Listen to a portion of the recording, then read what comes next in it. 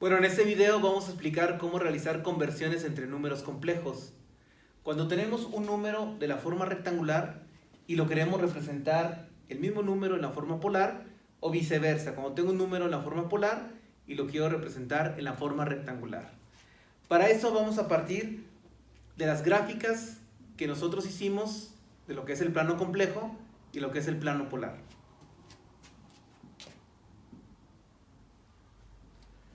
Cuando ustedes representan un número en el plano complejo, este número se compone de una parte real y una parte imaginaria.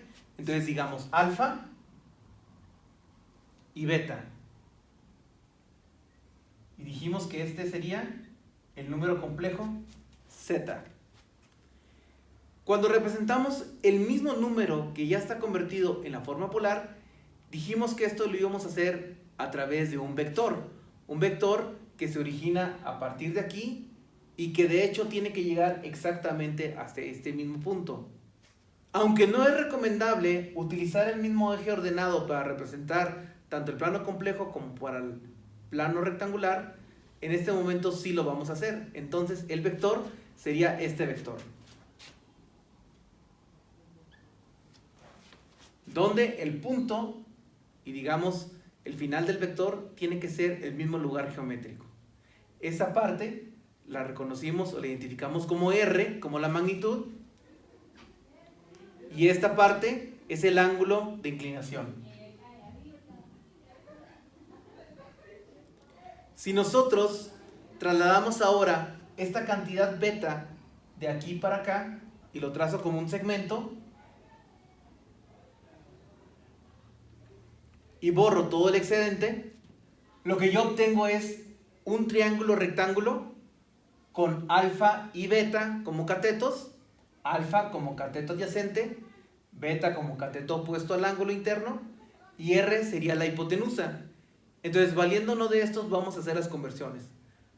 Vamos a iniciar considerando que yo tengo el número en la forma rectangular, que yo tengo conocido alfa y beta y que a mí me interesa conocer R y teta.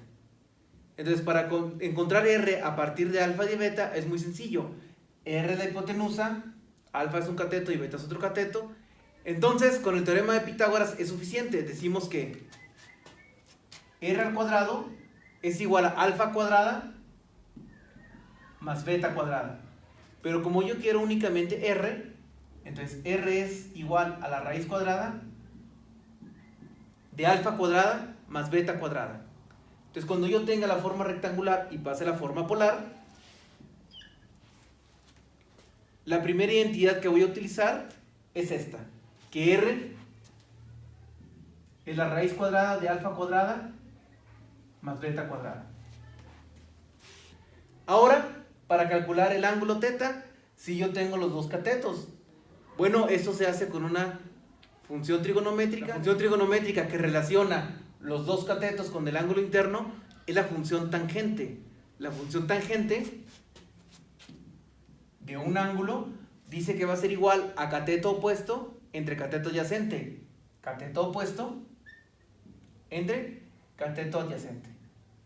Pero como lo que yo requiero es únicamente el ángulo teta, entonces teta va a ser igual a la tangente inversa de beta sobre alfa.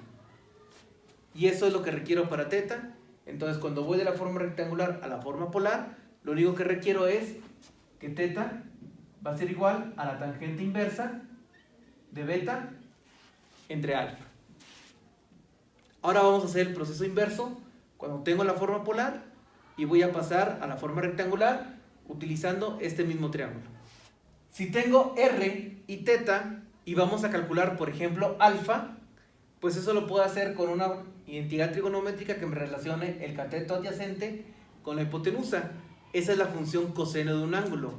Entonces, el coseno del ángulo sería igual a cateto adyacente entre la hipotenusa. Pero lo que yo quiero es calcular alfa, entonces alfa es simplemente R lo paso multiplicando a R por el coseno del ángulo. Entonces, cuando yo esté en la forma polar y quiera pasar a la forma rectangular, alfa lo calculo de esa manera. alfa es igual a r por el coseno del ángulo. Y para calcular beta, bueno, beta es el cateto opuesto. ¿Cuál es la identidad trigonométrica que relaciona el cateto opuesto, la hipotenusa y el ángulo? Pues sería el seno. El seno del ángulo es igual a cateto opuesto, beta, entre hipotenusa. Y como lo que yo quiero es beta, esta r la paso despejando. Entonces beta es igual a r por el seno de teta.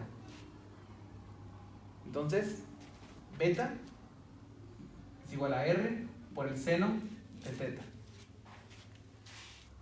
Y de esta manera, con este sencillo diagrama, yo puedo hacer las conversiones de la forma rectangular a la forma polar.